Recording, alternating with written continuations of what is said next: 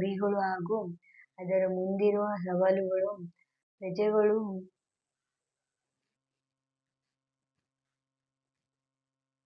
Hi ಸ್ನೇಹಿತರೆ, ಎಲ್ಲರಿಗೂ ನಮಸ್ಕಾರ.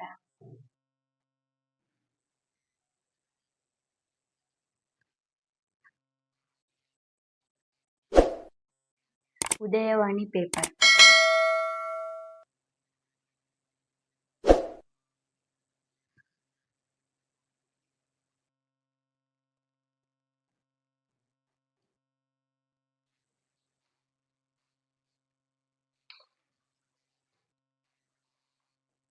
ಉದಯವಾಣಿ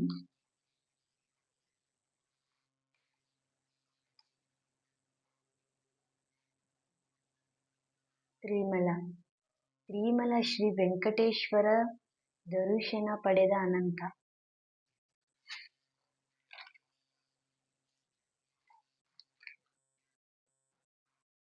ಬೆಂಗಳೂರು ಮುಂದಿನ 50 ವರ್ಷದ ಬೆಂಗಳೂರಿಗೆ ಯೋಜನೆ ಸಿಎಂ. ಬೆಂಗಳೂರು ನೋಂದಣಿ ಸಂಖ್ಯೆ 2 ವಾಹನಕ್ಕೆ ಅಳವಡಿಸಿದ ಇಬ್ಬರ ಬಂಧನ.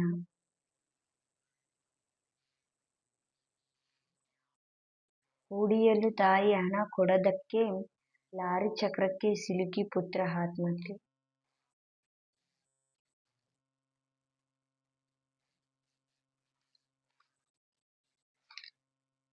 ಬೆಂಗಳೂರು ಪಾಲಿಕೆಗೆ ಸವಾಲಾದ ಬಿಡಾಡಿ. ಬೆಂಗಳೂರು ಸಿದ್ದು ಮಾಸ್ ಲೀಡರ್ ಮಾಜಿ ಸಿಎಂ ಪೋಸ್ಟ್ಗೆ ಸಚಿವರು. ಮೈಸೂರು ನನ್ನದೇನೋ ರಾಜಕೀಯ ಮುಗಿಯಿತು ಸಿದ್ದು.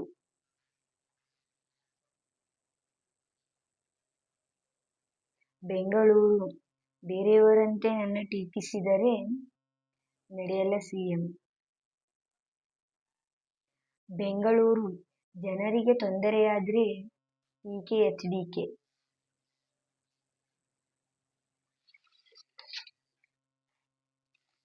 ಧೈರ್ಯ ಎನ್ನುವುದು ಸ್ನಾಯುಗಳಿದ್ದಂತೆ. ಅದನ್ನು ಹೆಚ್ಚು ಹೆಚ್ಚು ಬಳಸಿದಂತೆ ಅದು ಬಲಿಷ್ಠವಾಗುತ್ತಾ ಹೋಗುತ್ತದೆ. ಎಲ್ಲರನ್ನೂ ಒಟ್ಟಾಗಿ ಕರೆಯುವುದೇ ಸಿಎಂ.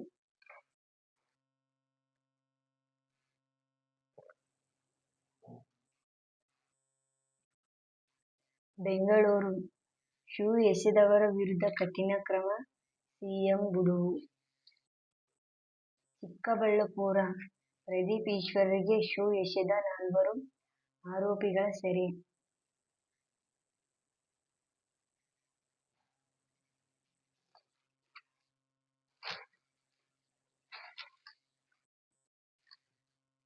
ರಾಮನ ಹಣ ಕದ್ದವರ ಆಸ್ತಿ 100 ಪಟ್ಟು ಹೆಚ್ಚಳ. ಬೆಂಗಳೂರು ಎಲ್ಲ ಮಕ್ಕಳಿಗೂ ಲಸಿಕೆ ಹಾಯಿಸಿ ಸಿಎಂ ಮನವಿ. ಬೆಂಗಳೂರು ವಚನ ಜ್ಯೋತಿ ಬಳಗದಲ್ಲಿ ಮುಂಗಾರು ಸಂಗೀತ ಸೌರಧೌತಣ.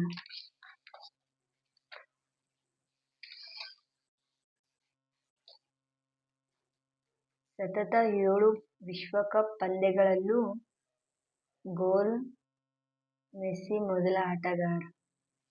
ಭಾರತದ ವಿರುದ್ಧ ಟಿ20 ಸರಣಿ ಗೆದ್ದು ಐರ್ಲೆಂಡ್ ಇತಿಹಾಸ. ಹುಬ್ಬಳ್ಳಿ ಮಹಾರಾಜ ಟ್ರೋಫಿ, ಶಿವಮೊಗ್ಗ ವಿರುದ್ಧ ಮಂಗಳೂರಿಗೆ ಸುಲಭ ಜಯ. ಲಂಡನ್ ಭಾರತೀಯ ವನಿತೆಯರ ಟಿ20 ವಿಶ್ವಕಪ್ ಕನಸು ಲೀಗ್ನಲ್ಲೇ ಭಗ್ನ.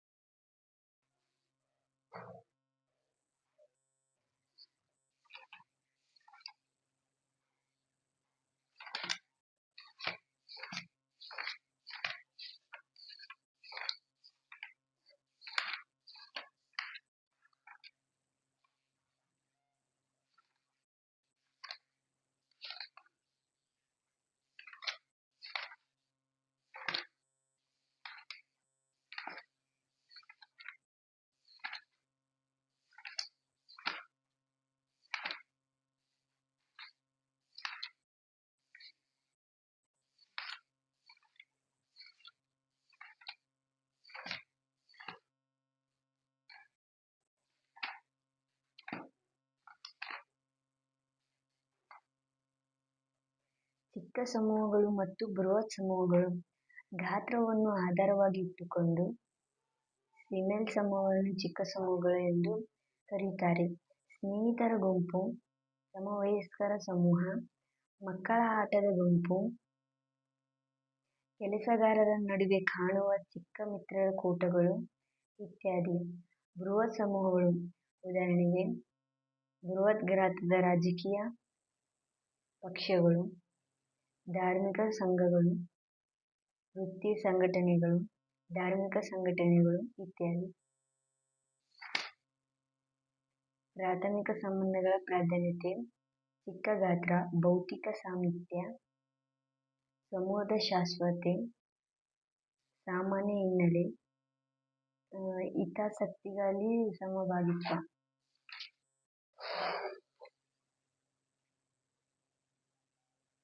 ಸಂಘಟಿತ ಸಮೂಹಗಳ ಲಕ್ಷಣಗಳು: ನಿಶ್ಚಿತ ಉದ್ದೇಶ, ಸಂಘಟನಾ ವ್ಯವಸ್ಥೆ, ಸಮೂಹ ಗಾತ್ರ, ಸಾಮಾಜಿಕ ಸಂಬಂಧಗಳ ಸ್ವರೂಪ, ಶಾಶ್ವತ ಸ್ವರೂಪ.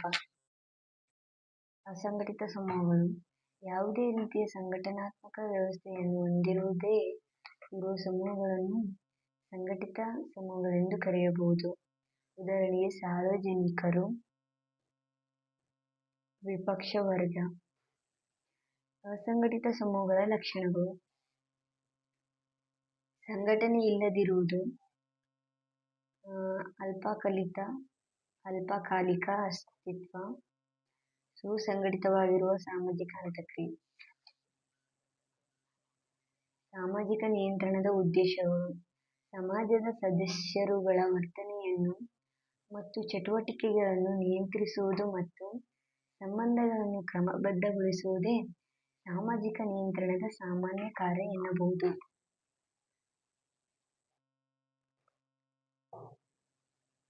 ಸಾಮಾಜಿಕ ನಿಯಂತ್ರಣದ ಉದ್ದೇಶಗಳು: ಸಮಾಜ ಸದಸ್ಯರುಗಳ ವರ್ತನೆಯನ್ನು ಚಟುವಟಿಕೆಗಳನ್ನು ನಿಯಂತ್ರಿಸುವುದು ಮತ್ತು ಸಂಬಂಧಗಳನ್ನು ಕ್ರಮಬದ್ಧಗೊಳಿಸುವುದೇ ಸಾಮಾಜಿಕ ನಿಯಂತ್ರಣದ ಸಾಮಾನ್ಯ ಕಾರ್ಯ ಎನ್ನಬಹುದು.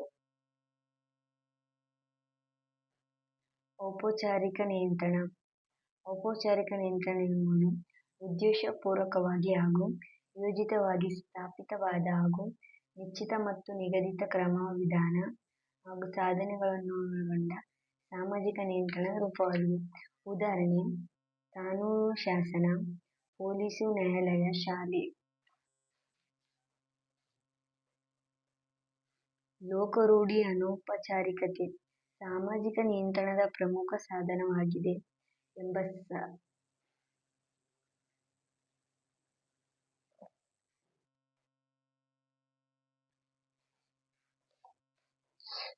ಕಾನೂನಿನ ಲಕ್ಷಣಗಳು: ಕಾನೂನನ್ನು ರಾಜಕೀಯವಾಗಿ ಸುಸಂಘಟಿತವಾಗಿ ಸಮಾಜಗಳಲ್ಲಿ ಮಾತ್ರ ಕಾಣಬಹುದು.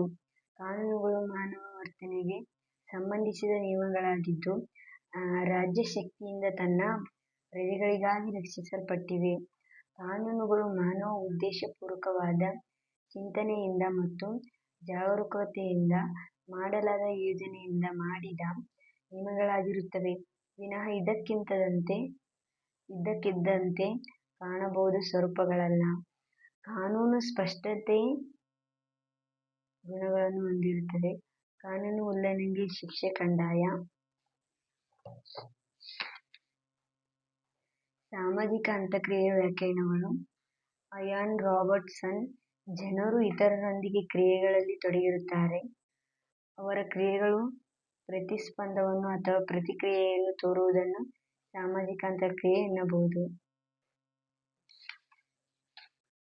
ಸಹಕಾರದ ಲಕ್ಷಣಗಳು: ಸಹಕಾರವು ಸಾರ್ವತ್ರಿಕವಾದ ಮತ್ತು ನಿರಂತರವಾದದ್ದು.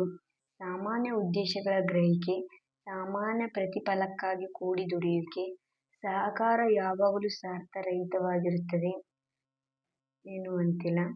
ಸಹಕಾರಕ್ಕೆ ಅಗತ್ಯವಾದ ಪರಿಸ್ಥಿತಿಗಳು: ಸಹಕಾರಿ ಮನೋಭಾವದ ಬೆಳವಣಿಗೆ ಅವಶ್ಯವೆನಿಸುವುದು. ಸಹಕಾರವು ಪ್ರಗತಿ ಸಾಧಿಸಲು ಸಹಾಯಕವಾದುದು. ಸಹಕಾರವು ಅಂತರರಾಷ್ಟ್ರೀಯ ವಿವಾಹಗಳಿಗೆ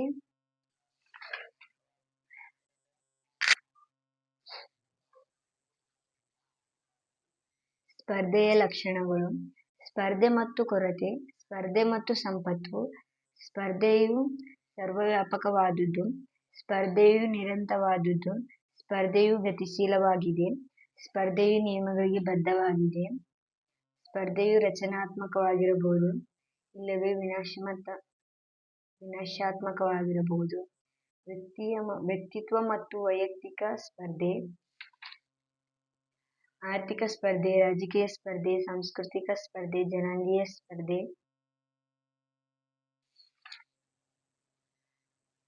ಸಂಘರ್ಷವು ಪ್ರಜ್ಞಾರೂಪಕವಾದ ಕ್ರಿಯೆಯಾಗಿದೆ. ಸಂಘರ್ಷವು ವೈಯಕ್ತಿಕ ಕ್ರಿಯೆಯಾಗಿದೆ. ಸಂಘರ್ಷವು ನಿರಂತರವಾದುದಾಗಿದೆ. ಸಂಘರ್ಷವು ಸಂಸ್ಕೃತಿಯ ಪ್ರಭಾವಕ್ಕೆ ಒಳಪಟ್ಟಿದೆ. ಸಂಘರ್ಷ ಮತ್ತು ನಿಯಮಗಳು.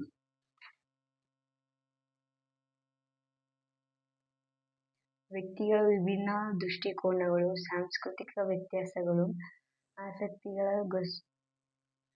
ಘರ್ಷಣೆ. ಸಾಮಾಜಿಕ ಪರಿವರ್ತನೆ. ಸಾಮಾಜಿಕ ಪರಿವರ್ತನೆ ಸಮಾಜದ ಎಲ್ಲಾ ಸಮೂಹಗಳು ಮತ್ತು ಸಂಸ್ಥೆ ಏಕರೂಪವಾಗಿ ಸಾಮಾಜಿಕ ಪರಿವರ್ತನೆಗಳನ್ನು ಸ್ವೀಕರಿಸುವುದಿಲ್ಲ. ಕೆಲವು ಸಮೂಹಗಳು ಸಹಮತ ವ್ಯಕ್ತಪಡಿಸುತ್ತವೆ. ಪ್ರಸ್ತುತ ಸಾಮಾಜಿಕ ಪರಿವರ್ತನೆಯ ಫಲಶ್ರುತಿಯಿಂದ ಉನ್ನತ ಅಂತಸ್ತು ಮತ್ತು ಜೀವನ ವಿಧಾನಗಳನ್ನು ಸುಧಾರಿಸಿಕೊಳ್ಳುತ್ತಾರೆ. ಆದರೆ ಇನ್ನೊಂದು ಸಮೂಹ ಇಂತಹ ಪರಿವರ್ತನೆ ಪಡೆದುಕೊಳ್ಳಲು ವಿಫಲವಾಗುತ್ತದೆ.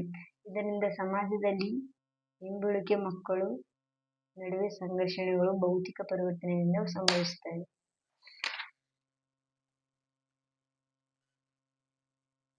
ವಿವಿಧ ಸಾಂಸ್ಕೃತಿಕ ಸಮೂಹಗಳೊಂದಿಗೆ ದ್ವೇಷ ನಿರಂತರವಾಗಿ ಮುಂದುವರಿಯುತ್ತದೆ. ಪ್ರತಿಯೊಂದು ಪೀಳಿಗೆಗೆ ದ್ವೇಷ ಮತ್ತು ಸೇಡಿನ ಮನೋಭಾವದ ವಿಷಯ ಬೀಜ ಬಿತ್ತಲಾಗುತ್ತದೆ. ಸಹನೆ, ಮನಪರಿವರ್ತನೆ, ಉದಾತ್ತೀಕರಣ, ಸಂಯುಕ್ತೀಕರಣ, ಸಂಯೋಗ ಅಥವಾ ಅಂತರ್ವಿವಾಹ, ಸಾಂಸ್ಕೃತಿಕ ಸಾಮರ್ಥ್ಯ, ಶಿಕ್ಷಣ, ಸಮೂಹದ ಹಂತ, ಸಾಂಸ್ಕೃತಿಕ ಹಂತ. ಸಾಂಸ್ಕೃತಿಕ ಸಮೂಹದ್ದು ಸಮಾಜದ ಸದಸ್ಯನಾಗಿಕೊಂಡು ಮಾನವ ಗಳಿಸಿದ ಭಾಷೆ, ನಂಬಿಕೆ, ಕಲೆ, ನೈತಿಕ ನಿಯಮ, ಆಲೋಚನೆ, ಲೋಕರೂಢಿ ಇತ್ಯಾದಿಗಳ ಒಟ್ಟು ಸಮಷ್ಟಿಯನ್ನು ಸಂಸ್ಕೃತಿ ಎನ್ನಲಾಗಿದೆ. ವ್ಯಕ್ತಿ ಸಮಾಜದ ಸದಸ್ಯನಾಗಿಕೊಂಡು ಕಲಿತಂತಹ ಎಲ್ಲ ಅಂಶಗಳನ್ನು ಇದು ಒಳಗೊಂಡಿದೆ. ಜಾನಪದ ಸಂಸ್ಕೃತಿ. ಜಾನಪದ ಸಂಸ್ಕೃತಿ. ಜಾನಪದ ಸಂಸ್ಕೃತಿ ಎಂದರೆ ಜನಸಾಮಾನ್ಯರ ಸಂಸ್ಕೃತಿ. ಜನಸಾಮಾನ್ಯರ ದೈನಂದಿನ ಚಟುವಟಿಕೆಗಳು ತಮ್ಮ ಜೀವನಕ್ಕೆ ಹತ್ತಿರವಾದ ಜಾನಪದ ಹಾಡುಗಳು, ಕಥೆಗಳು ಇತ್ಯಾದಿ. ಜಾನಪದ ಸಂಸ್ಕೃತಿಗಳು ಒಂದು ತಲೆಮಾರಿನಿಂದ ಮತ್ತೊಂದು ತಲೆಮಾರಿಗೆ ವರ್ಗಾವಣೆಯಾಗುತ್ತವೆ. ಸಮೂಹ ಸಂಸ್ಕೃತಿಗಳು. ಸಮೂಹ ಸಂಸ್ಕೃತಿಯು ಸಮೂಹ ಮಾಧ್ಯಮಗಳ ಸೃಷ್ಟಿ. ಉದಾಹರಣೆಗೆ ಜನಪ್ರಿಯ ಸಿನಿಮಾ, ದರ್ಶನ.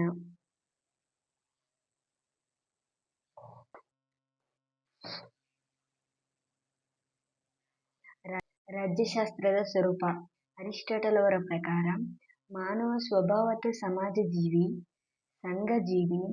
ಸಮಾಜವನ್ನು ಬಿಟ್ಟು ಬದುಕಲು ಇಚ್ಛಿಸುವವರು ದೇವರಾಗಿರಬೇಕು, ಇಲ್ಲವೇ ಮೃಗವಾಗಿರಬೇಕು. ಆದರೆ ಮಾನವ ತನ್ನ ಅಗತ್ಯತೆಗಳನ್ನು ಈಡೇರಿಸಿಕೊಳ್ಳಲು, ತನ್ನ ಜೀವನವನ್ನು ಸುಖ, ಶಾಂತಿ, ನೆಮ್ಮದಿಯಿಂದ ಕಳೆಯಲು ಈ ಸಮಾಜ ಅಗತ್ಯತೆ.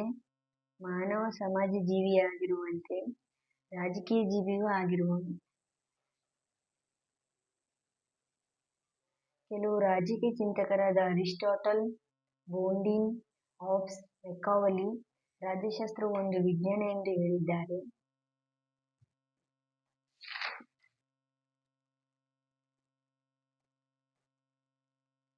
ರಾಜ್ಯಶಾಸ್ತ್ರದ ಅಧ್ಯಯನದಿಂದ ಪ್ರಜೆಗಳು, ರಾಜ್ಯದ ಉಗಮ, ವಿಕಾಸ, ಬೆಳವಣಿಗೆ, ರಾಜ್ಯದ ಗುರಿ, ಧ್ಯೇಯೋದ್ದೇಶಗಳು, ಅದರ ಮೂಲಾಂಶಗಳು ಮತ್ತು ಜವಾಬ್ದಾರಿ ಇವೆಲ್ಲಗಳನ್ನು ಅರಿಯುತ್ತಾರೆ. ಸಂವಿಧಾನದ ಬಗ್ಗೆ ಅರಿವು. ಪ್ರತಿಯೊಂದು ದೇಶಕ್ಕೂ ಒಂದು ಸಂವಿಧಾನ ಅಗತ್ಯತೆ, ಏಕೆಂದರೆ ಒಂದು ರಾಷ್ಟ್ರದಲ್ಲಿರುವ ಸರ್ಕಾರದ ಅಂಗ ರಚನೆ, ಅದರ ಅಧಿಕಾರಗಳು ಮತ್ತು ಕರ್ತವ್ಯಗಳು, ಸಂವಿಧಾನದ ಗುರಿಗಳು ಹಾಗೂ ಅದರ ಮುಂದಿರುವ ಸವಾಲುಗಳು, ಪ್ರಜೆಗಳು ಪ್ರಶ್ನೋತ್ತರಗಳನ್ನು ಈಡೇರಿಸುವಲ್ಲಿ ಸಂವಿಧಾನದ ಪಾತ್ರ ಅವಶ್ಯಕತೆ. ಬರೆದಿಸುವವರ ಪ್ರಕಾರ ರಾಜ್ಯದ ಎಲ್ಲ ಮತ್ತು ವ್ಯಕ್ತಿ ಸಂಘಗಳ ಮೇಲೆ ಇರುವ ಮೂಲ ಅಪರಿಮಿತ ನಿರ್ಬಂಧಗಳು.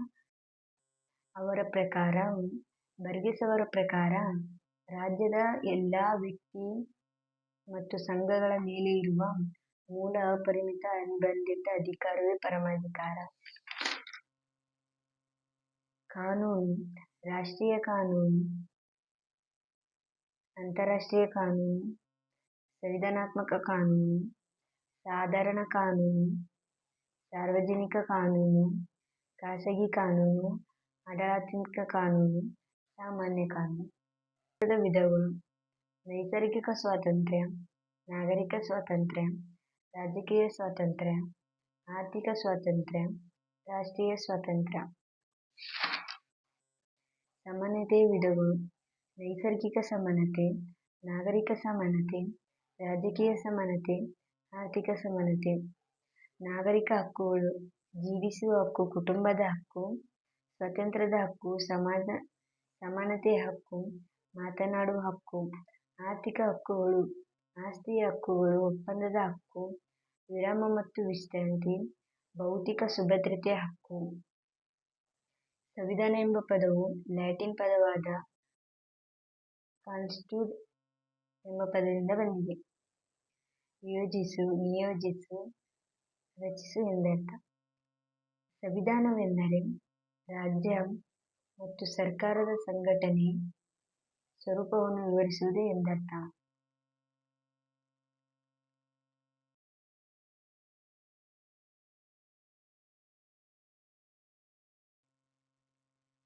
ಸಂವಿಧಾನಾತ್ಮಕ ಸರ್ಕಾರದ ಲಕ್ಷಣಗಳು: ಸಂವಿಧಾನವು ಸರ್ವೋಚ್ಚ ಪಡೆದಿದೆ. ಕಾನೂನಿನ ಮುಂದೆ ಎಲ್ಲರೂ ಸಮಾನರು. ಆದರ್ಶ ಸಂವಿಧಾನದ ಲಕ್ಷಣಗಳು: ಸರ್ಕಾರ ಮಾದರಿ, ಮೂಲಭೂತ ಹಕ್ಕುಗಳು, ತಿದ್ದುಪಡಿಯ ವಿಧಾನ, ಪ್ರಜೆಗಳಿಂದ ನಡೆಯುವ ಸರ್ಕಾರ, ಸ್ವತಂತ್ರ ಸಮಾನತೆಯ ಸರ್ಕಾರ, ನಿರ್ದಿಷ್ಟ ಅಧಿಕಾರ.